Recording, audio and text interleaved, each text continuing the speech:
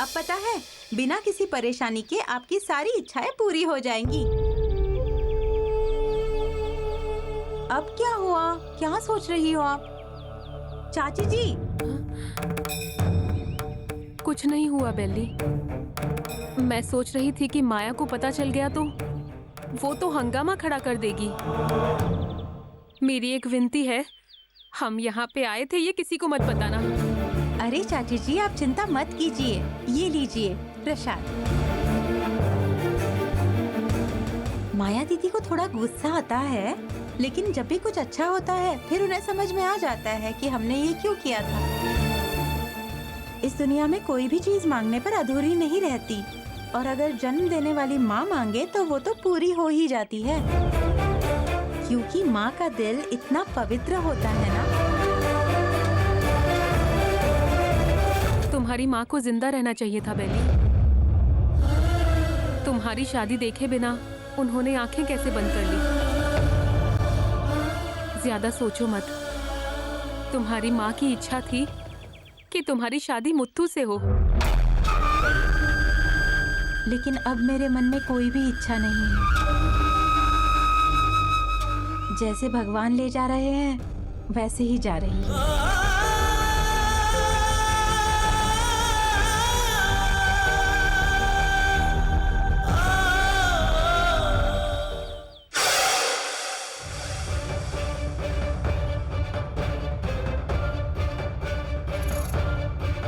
भगवान तुम्हारी रक्षा करेंगे ऐसा मत सोचो बिल्ली। तुम्हें कैसे कैसे अनुभव करना है ये मैं तय करूंगी। यहाँ मेरी बात सुननी होगी, मैं जो कहूंगी वही करना होगा। एक भी चूक हुई ना तो तुम्हें इस दुनिया से ऊपर भेज दूंगी।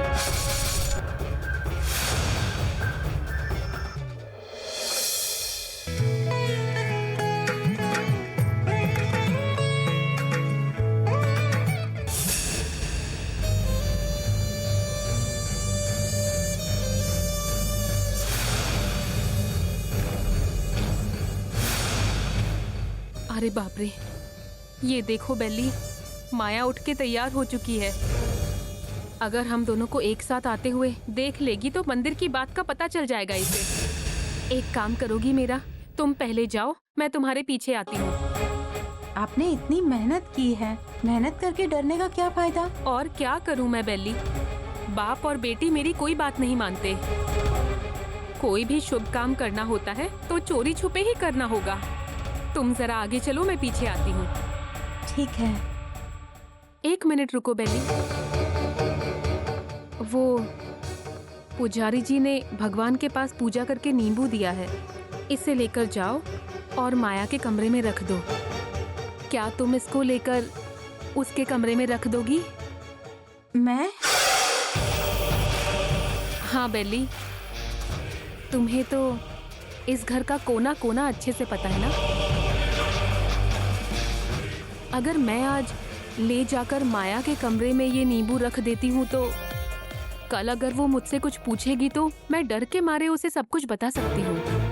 पर तुम तो अक्सर उस कमरे में सफाई के लिए जाती हो ना।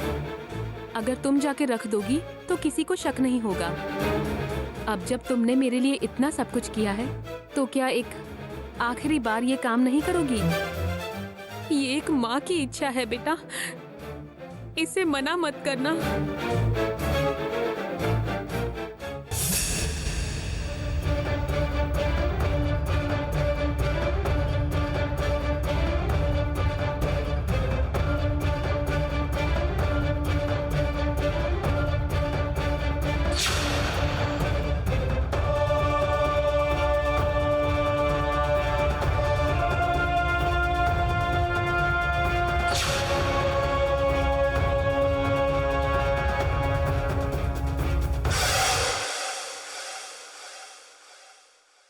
बेली, हाँ माया दीदी। क्या तुम सुबह सुबह मंदिर गई थी? हाँ, मैं अकेली गई थी। पूजा अच्छे से हुई ना बिल्ली? हाँ दीदी। ठीक है, जाओ जाकर खाना बनाओ। समय पर सबको खाना मिलना चाहिए।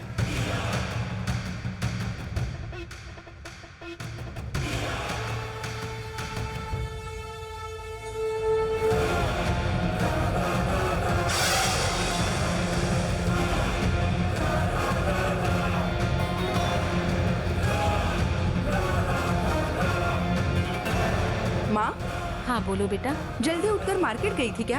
हाँ बेटा।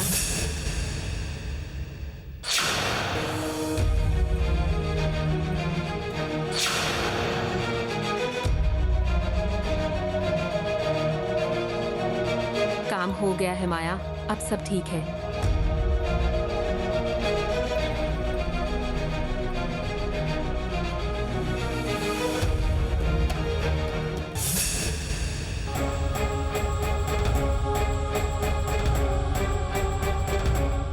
अगर उन्हें पता चल गया तो, हमारी सच्चाई पता चल गई तो फिर माया दीदी सबको सवाल पूछते बैठेगी। मैं एक काम करती हूँ,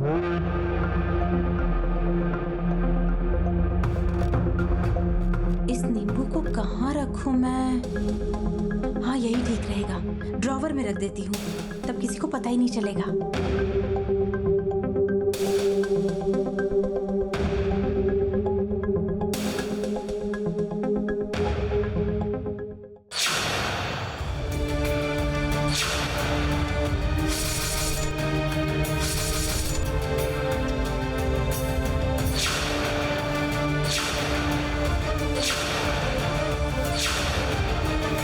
बेल्ली, तुम मेरे कमरे में क्या कर रही हो?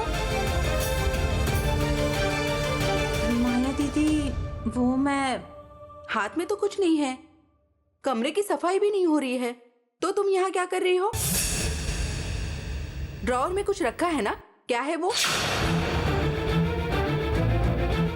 मैं मंदिर गई थी ना। सैकड़ों मंदिर है यहाँ, सही से बताओ कौन सा मंदिर? पूजा करने वाला मंदिर या बलि देने वाला मंदिर? नहीं माया दीदी, अब वो आपकी माँ। तुम ठीक से क्यों नहीं बता रही हो? मुंह में ही बड़बड़ मत करो। माँ माँ कहकर किसकी माँ समझ रही हो? तुम्हारी माँ? वो तो पहले ही मर चुकी है, तुम अभी अनाथ हो गई हो। या फिर तुम्हारी माँ भूत बनकर तो नहीं आई? कहाँ है वो? पुष्पा जी, पुष्पा जी, कहाँ हो आप? देखा बिल्ली, वो कोई जवाब नहीं दे रही। इसका मतलब वो अभी तक भूत नहीं बनी है। मरे हुए पर उल्लू मत बैठाओ बिल्ली। अगर ऐसा कुछ किया तो अगले जन्म में तुम उल्लू ही बनोगी।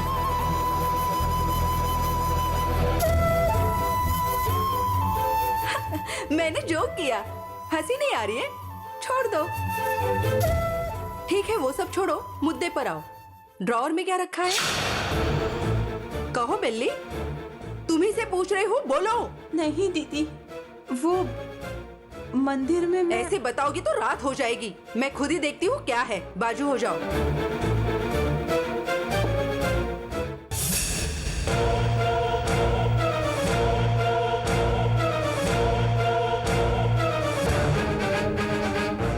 ये क्या है? क्या तुमने नींबू पर कुमकुम लगा दिया? जादू टोना कर रही हो? अरे माया दीदी, ऐसी बात नहीं है। मुझे पता है बिल्ली, अलग अलग तरीके के मंत्र होते हैं। तुमने इनमें से कौन सा मंत्र चुना है? खून उगलते हुए मरने जैसा, या फिर तेरे जैसा पागल होने का मंत्र? मैं सच कह रही हूँ दीदी, ऐसी कोई भी बात नहीं। इतना सब होने के बाद अगर मैं सच ना कहूँ तो... कल आपकी माँ आई थी, उन्होंने कहा कि आपकी शादी नहीं हो रही है। वो बहुत परेशान थी क्योंकि आपकी शादी मुथु जी से नहीं हो पा रही। उन्होंने कहा उनके रिश्तेदार में एक शंकर है, उसने बहुत पढ़ाई की है और अच्छी नौकरी भी करता है, उसे भी माया दीदी पसंद है। इसलिए फिर क्या? इसीलिए मैं उन्हें गांव के मंदिर में ले गई थी। वहाँ पूजा की तो उन्होंने नींबू दिया।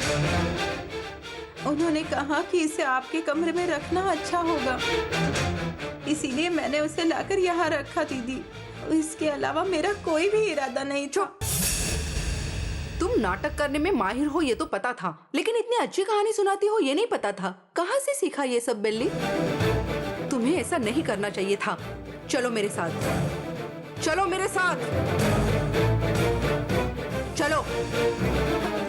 दीदी दीदी दीदी कहाँ ले जा रही है? दीदी तुम नीचे जाकर सबके सामने मेरी कहो। बात तो सुनिए दीदी। मुत्तू जी, मुत्तू जी, मुत्तू जी। तुम्हें क्या हो गया? माया इतना क्यों चिल्ला रही हो तुम? थोड़ा चुप रहोगी, सब पता चल जाएगा। मुत्तू जी, मुत्तू जी।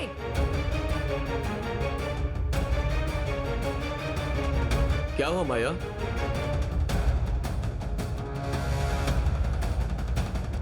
बेली, तुम रो क्यों रही हो?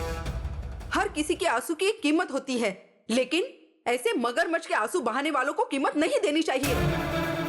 यहाँ क्या हुआ है, कोई मुझे बताएगा? अब और क्या होना बाकी है?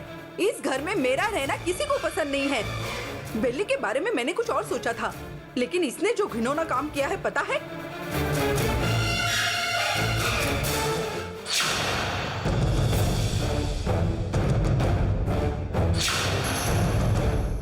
ये आपके सोचने जैसा साधारण नींबू नहीं है, ये एक मंत्रित नींबू है। माया, नहीं मुत्तू जी, मुझे पता है आप इस बात पर विश्वास नहीं करेंगे। हम उस भगवान पर कैसे विश्वास करते हैं जिसे हम देख भी नहीं सकते, वैसे ही इस बात पर भी विश्वास करना होगा। बेली मेरे कमरे में चुप चुप के क्यों गई थी? ये नींबू उसने मेरे कमरे में क्यों रखा? ये मुझे जानना है मुत्तू जी, आप ही उससे पूछिए। बेली, ये सब क्या है? तुम माया के कमरे में क्यों गई थी? मुत्तू जी, माया दीदी की माँ बहुत परेशान थी। मैंने पूछा कि क्या हुआ। उन्होंने कहा कि माया दीदी की शादी नहीं हो रही है और आपकी और उनकी शादी होते हुए दिख नहीं रही है, इसीलिए उनके रिश्तेदारी में कोई लड़का है शंकर। तुम्हें माया को किसी भी तरह से मनाना ही होगा ताकि वो शंकर से शादी कर ले। माया का जीवन अब तुम्हारे हाथ में है, कृपा करके उसे जीवन दान दो। मुत्तू जी, इन्होंने ये सब कुछ इसलिए किया कि शंकर के साथ माया दीदी की शादी हो जाए, और कुछ नहीं, बस इतनी ही बात थी। अरे रे रे रे रे रे रे रे रे। बेली, मैंने तुम्हें मासूम समझा था।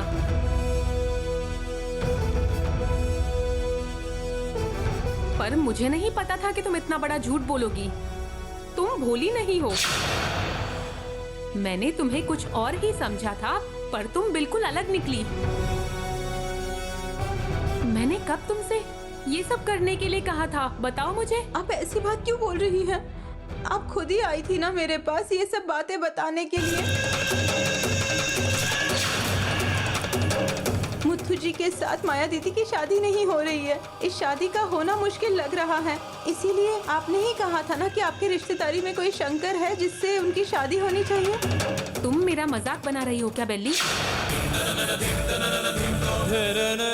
हाँ, मेरे रिश्तेदार का एक बेटा है, पर उसकी तो शादी हो चुकी है, और तो और उसको तो सिर्फ बेटियां हैं। तो अब ये शंकर नाम का कहाँ से बीच में आ गया कोई? आप ही बताइए मुत्तू जी। ये बात तो पूरे परिवार को पता है, तुम्हें पता नहीं थी बेली? अरे आप ये सब क्या बोल रही हैं? अगर मैंने कहा होता तो क्या मैं इस बात से मुकरती? तुम मुझ पे इतना झूठा आरोप लगा रही हो, और फिर इस घर में मुझे समझने वाला कोई और है भी नहीं। रिश्तेदारों का घर जो है, अगर मैं 1-2 दिन के लिए अपनी बेटी और दामाद को देखने के लिए आई तो मुझ पे झूठे आरोप लग रहे हैं इस घर में। हे भगवान, मुझसे ये सब सहन नहीं हो रहा। सच बोलो बेली, तुम मेरे दामाद के सामने मुझे झूठा ठहराकर सहानुभूति ले रही हो? तुम ऐसे जो नाटक कर रही हो, तुम्हारा इरादा क्या है? बताओ मुझे, क्या चाहती हो तुम मुझसे? अरे मेरा ऐसा कोई भी इरादा नहीं था। ये लड़की मेरी बेटी पर हावी हुए जा रही है और आपके मुंह से एक शब्द भी नहीं निकल रहा। चुपचाप क्यों खड़े हैं आप?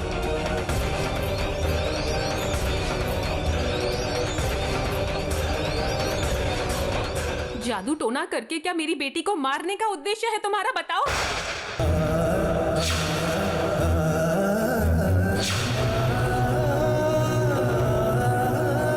क्या मैं खुद ही ये घर छोड़ के चली जाऊं? अपनी शादी के लिए तुम मेरी बेटी का बलिदान मत दो बेली, मैं तुमसे जोड़ के विनती करती हूँ। आप ऐसे हाथ क्यों जोड़ रही हो? क्यों ऐसी बातें कर रही हो आप? मैंने 108 चिट्ठियां लिखकर माला बनाई थी। वो आपके कहने पर ही तो बनाई थी। हम वो माला बनाकर उस मंदिर में लेकर गए थे साथ में। आपके कहने पर ही तो मैं माया दीदी के कमरे में नींबू रखने गई थी। इतना सब कुछ कहकर आप कह रही है कि आपने कुछ नहीं कहा। रात भर मैंने मेहनत करके माला बनाई थी। बस करो, बस करो बेली। मुझ पे इतने सारे झूठे आरोप लगाकर तुम मुझे माँ कहने की हिम्मत कर भी कैसे सकती हो? जब मैं तुम्हारे साथ मंदिर गई ही नहीं तो फिर वो माला पहनाने की बात, माया के लिए प्रार्थना करने की बात, वो नींबू लेकर माया के कमरे में रखने वाली बात कहाँ से आई? ये सब कुछ झूठ है और सिर्फ झूठ है।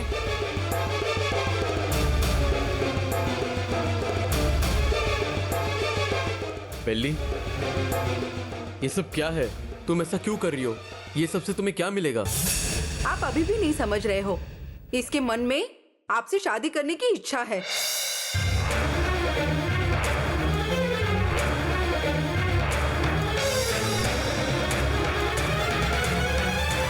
इसलिए हमारी शादी रुकवाकर इसकी शादी आपके साथ हो जाए ऐसा जादू टोना कर रही है।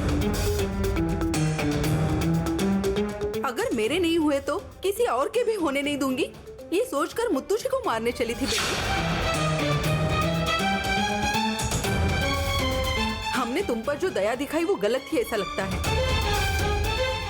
देखा आपने मुत्तुजी, दया दिखाकर आपने उसे घर में रख दिया और वो आपके पेट में छुरा खोपने की कोशिश कर रही है।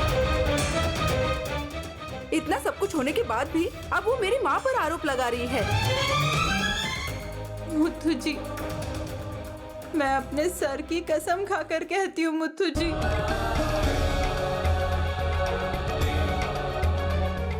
मैंने सच में कोई गलती नहीं की है। मुझे सच में नहीं पता ये लोग क्या बोल रहे हैं। मुझे कुछ नहीं पता। मेरी जान चली जाए फिर भी मैं झूठ नहीं बोलूंगी, आपको अच्छे से पता है। तो फिर मैं झूठ क्यों बोलूंगी मुत्थु जी? तो फिर मैं झूठ बोल रही हूँ क्या? मन को शांति मिलेगी ये सोचकर मैं यहाँ आई थी। मुझे क्या पता था कि मुझे इतना अपमान सहना पड़ेगा।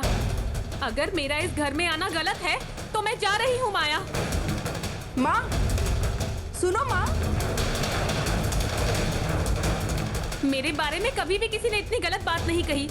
मुझे नहीं जीना, मैं अपने आप को खत्म कर ऐसा दूंगी। मत कीजिए माँ, सुनिए मेरी बात। छोड़ो ऐसा मत मुझे माया, कीजिए। ये तुम्हारे लिए छोटी सी बात हो सकती है, मेरे लिए बहुत बड़ी बात है। अरे, ये आप क्या कर रही हो? पहले चाकू दूर फेंकिए। आप बड़े हैं, छोटे लोगों को समझना चाहिए, लेकिन आप यहाँ खुद मरने की बात कर रहे हो। मर ही ना जाऊं तो क्या करूं? मैं इतनी ना समझ नहीं हूँ जो अपनी बेटी का रिश्ता यहाँ की चकाचौंध पैसे और रुतबे को देखकर करूं। मैं पैसे की लालची नहीं हूँ और जमीन जायदाद का भी कोई मोह नहीं है, लेकिन आज मुझसे उम्र में छोटी एक लड़की ने इतना झूठा आरोप लगाया है, उसे सहकर मैं कैसे जी सकती हूँ?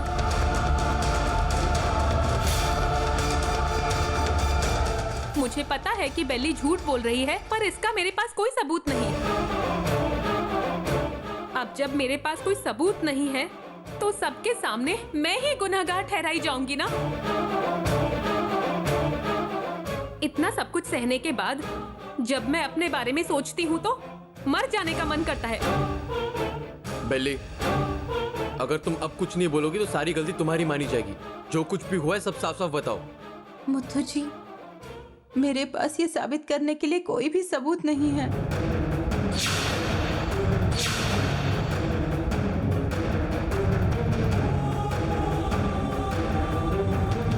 माया दीदी के लिए मैंने 108 चिट्ठियों का हार बनाया था, मंदिर में ले जाकर माँ के गले में अर्पण किया था।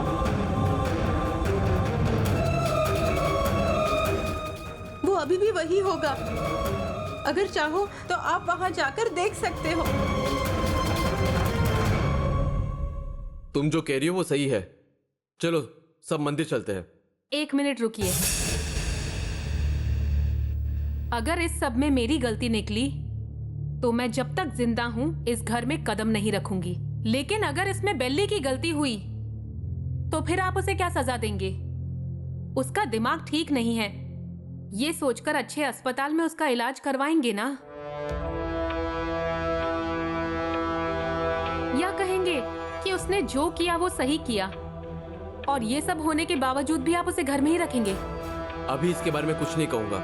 अगर इसने कोई भी गलती की होगी तो इसे क्या सजा मिलनी चाहिए वो यहाँ पर नहीं, वहीं पर बताऊंगा। आओ बेली।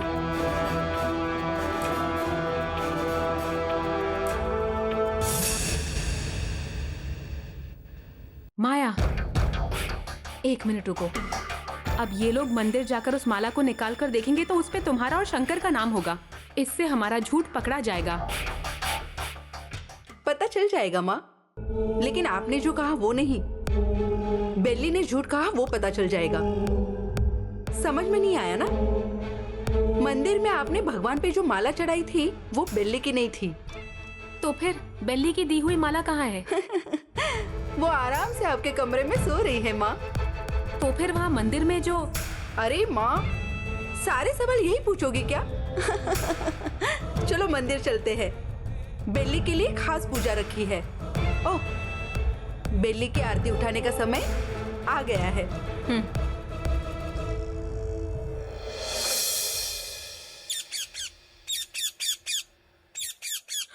माँ, मुझसे आपका दुख देखा नहीं जा रहा है। मेरी बच्ची कैसी है माँ?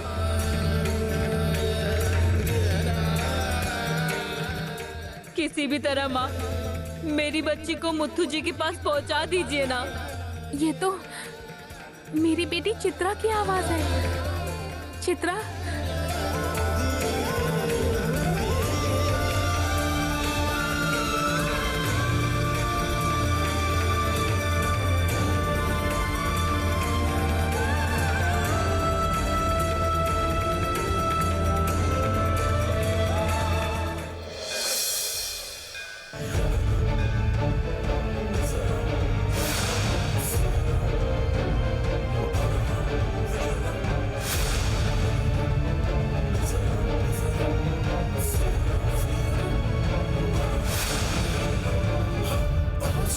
हे भगवान, कुछ भी करके उस बच्चे की फोटो उसके पिताजी तक पहुंचा देना।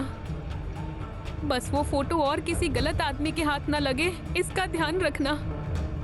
अब सब आपके हाथ में है। नहीं तो वो बच्चा कभी अपने पिता के बारे में जान नहीं पाएगा। उस बच्चे को उसके पिता के पास पहुंचाना है। मुझे मेरी फिक्र नहीं है। मेरी जान जाने से पहले बच्चे को बाप मिल जाए। उन दोनों को मिलवा दे प्रभु। बस इतनी सी प्रार्थना है तुझसे, और ये काम तुम ही कर सकते हो। मेरी जिंदगी में इसके बाद और कोई ख्वाहिश नहीं रह जाएगी प्रभु।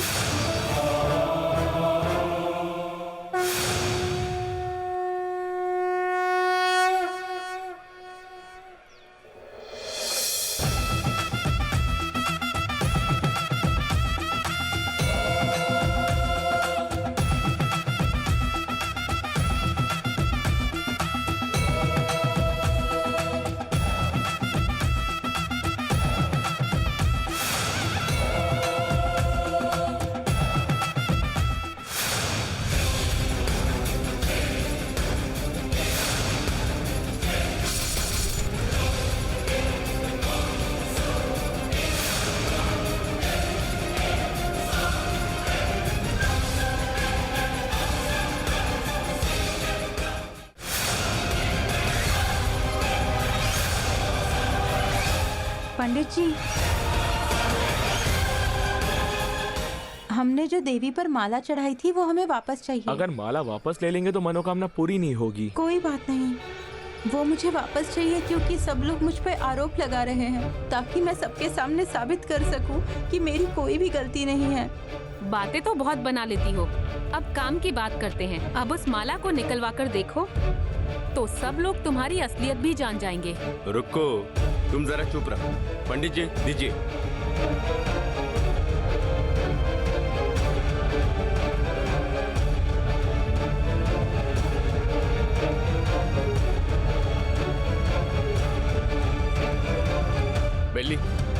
पर्ची में क्या लिखा है तुम ही पढ़कर बताओ।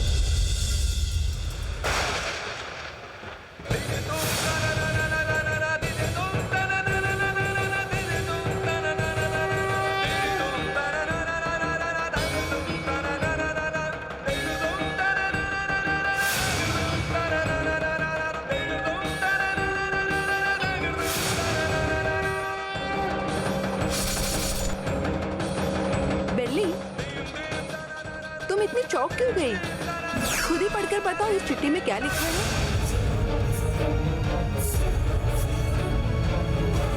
बेली चुप क्यों हो?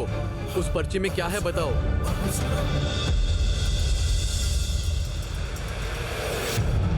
बेली मैं तुमसे कह रहा हूँ, क्या तुम्हें सुनाई दे रहा है? मुत्थू जी, ये चिट्ठी मैंने नहीं लिखी है।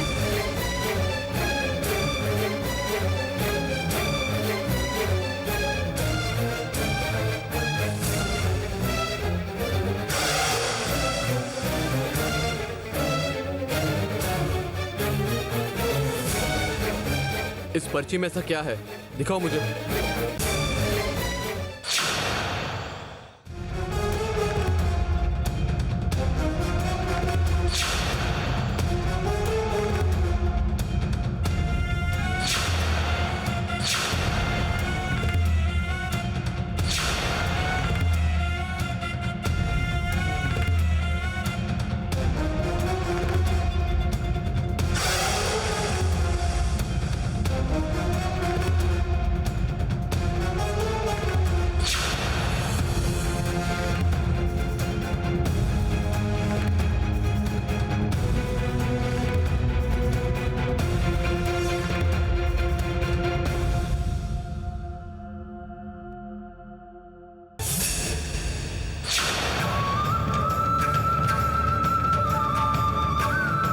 देखा मुत्तू जी, जब उसे कोई बात समझ आती है तो कैसे वो उसी बात को पकड़कर मनमानी करती है। इस बीच बेली के मुंह से सिर्फ झूठ और नाटक निकलता है।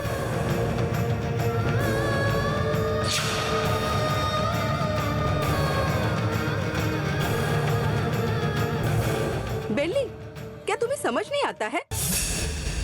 तुम इस तरह पागल क्यों हो रही हो? मुत्तू जी ने 1000 बार कहा कि वो तुमसे शादी नहीं करेंगे, फिर भी इतना नाटक करके हमें परेशान क्यों कर रही हो?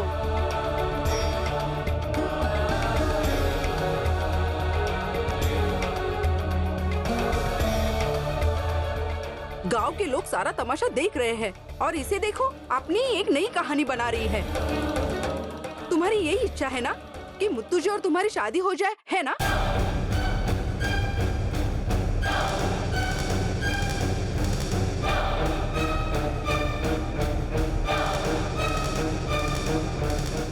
पुजारी जी, देवी के गले में जो ताबीज है उसे लेकर आइए। अभी इसी वक्त मैं मुत्तू जी से बेली की शादी करवाती हूँ। बेली, देखो तुम्हारी वजह से उसने क्या फैसला लिया। बताओ तुम ये काम किसके लिए कर रही थी? तुम्हें क्या चाहिए? जब इंसानों के लिए प्यार हो तो उसे दिखाना चाहिए, ना कि इस तरह का घिनौना काम करना चाहिए। अरे मुत्थू जी, बेली ने कुछ भी गलत नहीं किया है, तो आप उसे क्यों डांट रहे हो मुत्थू जी?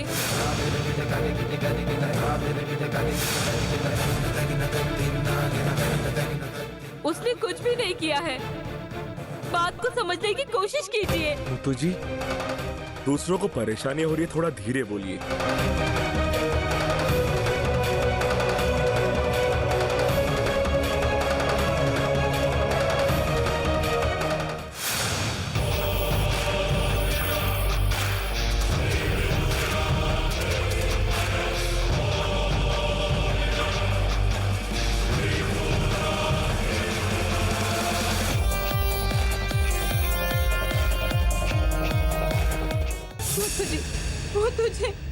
मुत्तू जी मेरी बात सुनिए।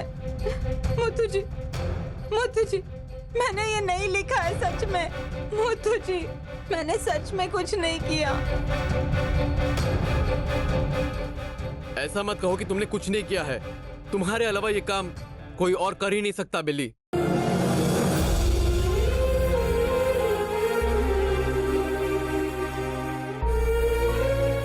इंसान एक बार गलती करता है तो उसे समझाया जा सकता है। बार बार गलती करने पर भगवान भी उसे माफ नहीं करता। एक बात हमेशा याद रखना बिल्ली, इस जन्म में हमारी शादी संभव नहीं है, क्योंकि मैंने तुम्हें उस नजर से कभी देखा ही नहीं है।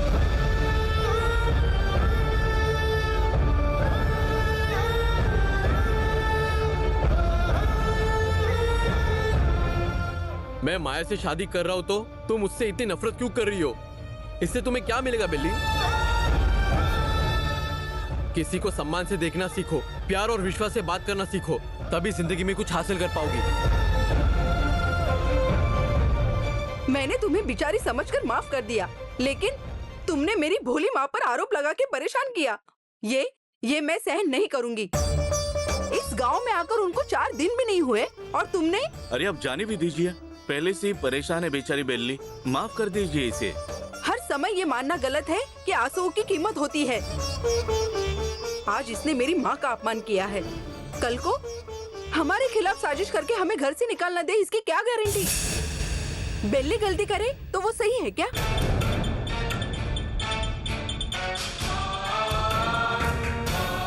ये गलती मैं करती तो तुम्हारे पास मुत्तू जी से शादी करने का योग और योग्यता दोनों नहीं है, इसलिए इस गांव को छोड़कर चली जाओ।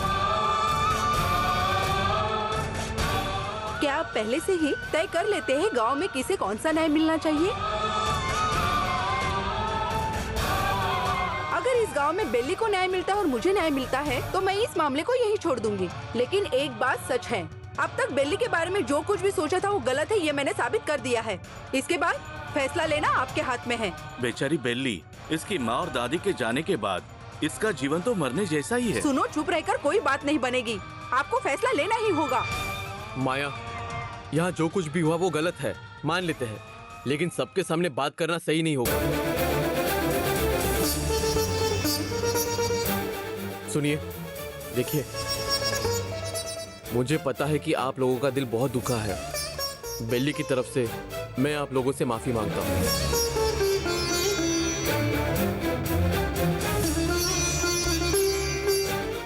बेल्ली, तुम पहले रोना बंद करो। यहाँ जो कुछ भी हुआ उसे भूल जाओ। घर में कोई भी तुमसे कुछ नहीं पूछेगा, ठीक है ना? चलो घर चलो। नहीं मुथु जी,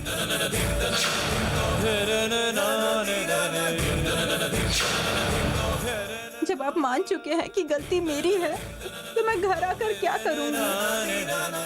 मैं मानती हूँ कि चिट्ठी मैंने ही लिखी थी, लेकिन ये चिट्ठी मैंने नहीं लिखी है, मुझ पे विश्वास कीजिए।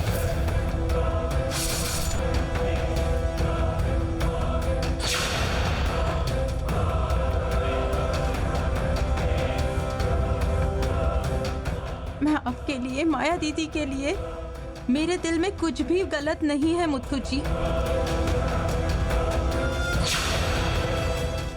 घर में जाकर प्यार से सजा भुगतने के बजाय मैं खुद ही दूर चली जाऊंगी।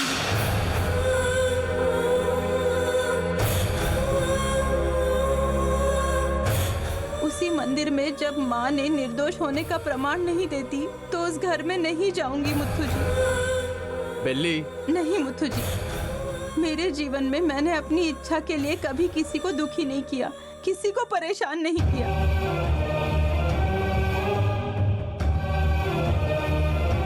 खाना ना हो तो कुछ दिन तक हम जी सकते हैं, लेकिन अगर विश्वास ना हो तो जीते जी मरने जैसा है।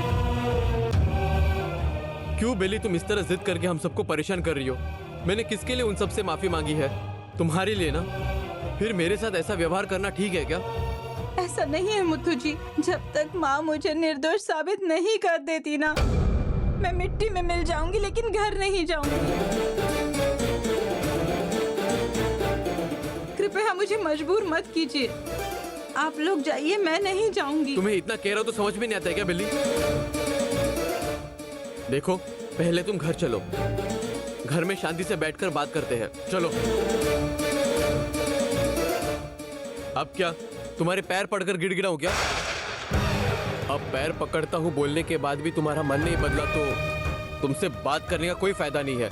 तुम्हें जो अच्छा लगता है वो करो। मुत्तू जी, 1 मिनट सुनिए। अगर आप उसे यहीं छोड़ देंगे तो ठीक नहीं होगा, क्योंकि वो जिद पर अड़ी है, उसे कुछ समझ नहीं आ रहा है।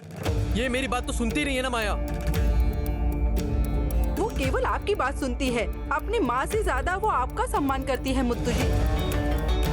देखिए मुत्तू जी, अगर आप उसे यहीं छोड़ देंगे तो लोग हजार तरीके की बातें करेंगे। मुझे आपका नाम खराब होना पसंद नहीं है, यही मेरा उद्देश्य है। आइए मुत्तू जी, उसे शांत करके घर लेके चलते हैं। आइए मेरे साथ।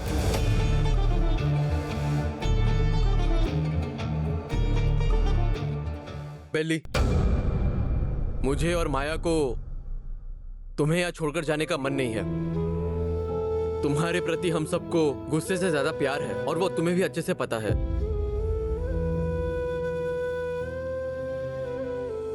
इसमें मेरी ही गलती है।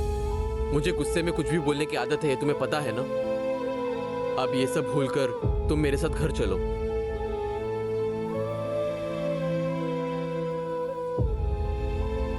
क्या तुम्हें मेरी बातों का कोई कीमत नहीं है बेली?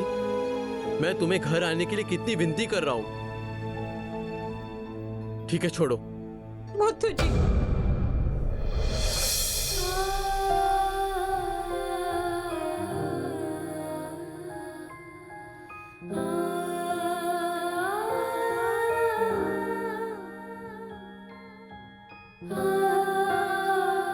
मत रो, चलो घर चलते हैं।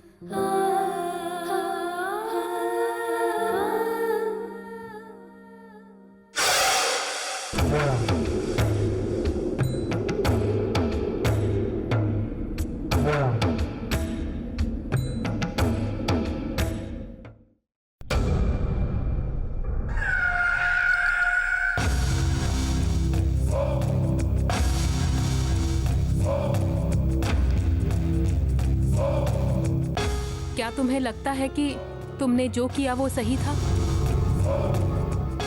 सब कुछ आपने देखा, आपको क्या लगता है? वही, ये बात मेरी समझ में नहीं आ रही, इसलिए तुमसे पूछ रही हूँ। बेल्ली को इस घर से निकालना ही क्या तुम्हारा एकमात्र लक्ष्य था? आज तो अच्छा मौका मिल गया था। अगर तुम चुपचाप वहां से आ गई होती तो तुम्हें उससे छुटकारा मिल ही जाता। अब उसे छोड़कर, दामाद जी को मनाकर तुम फिर से उसे इस घर पे क्यों लेकर आई हो? मेरे हर शब्द और व्यवहार का एक अर्थ होता है। केवल बहुत बुद्धिमान लोग ही इसे समझ सकते हैं। बेल्ली, बेल्ली,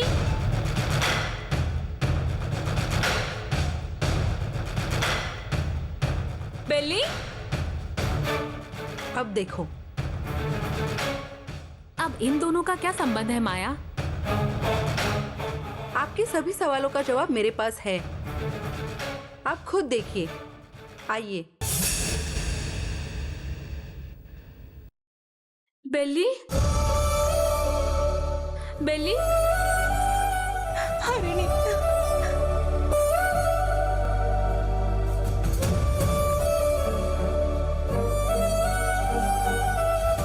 जब तक मैं अपने गांव गई थी तब तक पता नहीं क्या क्या हुआ। जैसे ही मुझे पता चला मैं तुरंत यहाँ पर आ गई। बेल्ली, अच्छा बताओ मुझे, यहाँ क्या क्या हुआ? हरिणी, कल मैं माया दीदी की माँ को कॉफी देने गई थी तो वो बहुत उदास थी। तुम्हें माया को शंकर से शादी के लिए मनाना ही होगा। माया का जीवन अब तुम्हारे हाथ में है। इस सब में तुम मेरी मदद करो। कृपा करके उसे जीवन दान दो बेल्ली।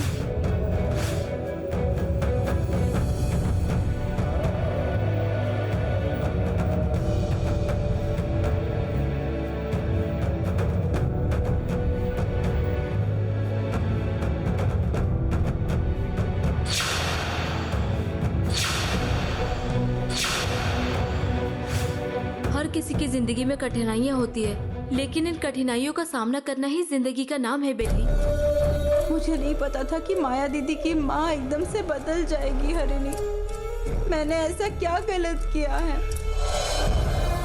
सब लोग मुझे ही क्यों तकलीफ देना चाहते हैं? मैं तो अच्छा करने गई थी। क्या किसी की भलाई करना या मदद करना गलत है? क्या सबसे हंसते हुए बात नहीं करनी चाहिए? हर किसी के पास तुम्हारे जैसा दिल नहीं है बेल्ली। इस धरती पर एक दूसरे की मदद करके जीना चाहिए, लेकिन इंसान अपनी लालच के चलते एक दूसरे को देखकर जलने लग जाते हैं। बहुत जल्दी सब पर भरोसा कर लेती हो बेली, लेकिन ऐसा नहीं करना चाहिए। जब माया दीदी की माँ इस घर में आई है तो वो भी इस घर की सदस्य ही हुई ना। कोई कैसे किसी को परेशान देखकर चुप रह सकता है? हर कोई दूध जैसा सफेद नहीं होता है और जैसा दिखता है वैसा नहीं होता है बेली। लोगों पर भरोसा करके धोखा खाया है, लेकिन अब भगवान ने भी मुझे धोखा दे दिया। सबके सामने मंदिर में मेरा अपमान हुआ है। सिर्फ घर नहीं, इस गांव को भी छोड़ दो ऐसा कहा। मैंने ऐसा कौन सा बड़ा अपराध कर दिया? किसी के भी दुख में शामिल होना क्या गलत है बताओ? नहीं, इस धरती पर जीना गलत है क्या? बेली, तुम इस तरह क्यों बोल रही हो? अरे नहीं, सब कुछ जीते जी ही तकलीफ दे रहा है। अगर एक बार आंखें बंद करके छोड़ दे तो कोई दर्द नहीं होगा। कभी कभी माँ और दादी के पास जाने का बस मन करता अगर तुमने फिर से ऐसा कहा तो मैं तुमसे बात नहीं करूंगी बेली। चाहे माया की बात हो या उसकी माँ की बात हो, तुम किसी की मत सुनना। और अगर वो पूछे तो कुछ मत कहना और चुपचाप रहना बस। तुम्हें इस घर की बहू बनना है तो लोहे की तरह मजबूत बनना होगा, और वो सब लोग तुम्हारी परीक्षा लेने आएंगे तो उन्हें आने दो। जब सवालों को जवाब गोली की तरह देना होगा तो दे देना।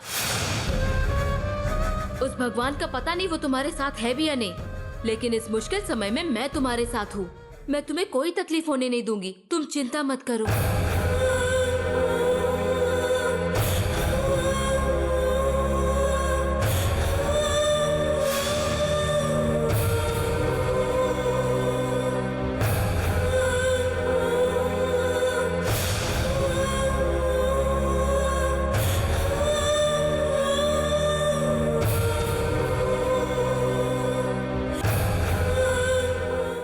साथ हो।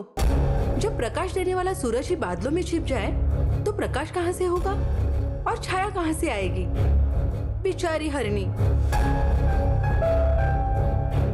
वो दिन अब दूर नहीं है जब मेरी सारी बातें तुम्हें अच्छी लगने लगेगी। मुझे तो कुछ समझ में नहीं आ रहा। इस धरती पर हर किसी को कुछ न कुछ कीमत और सम्मान होता है। मेरे इस घर में आने का एक मकसद था। सबसे पहले इस घर में मेरी कदर होनी चाहिए। मुझे इन सब का मन इस तरह से तैयार करना था कि सबको मेरी बात सही लगे, और मैं उसी काम में लगी हूँ। अगर मैंने बेली को वहीं छोड़ दिया होता तो हरिणी उसे लेकर आ गई होती। इतना सब कुछ उसी का तो किया कराया है, लेकिन अब बेली को मैं घर ले आई हूँ, तो इसका श्रेय किसको जाएगा?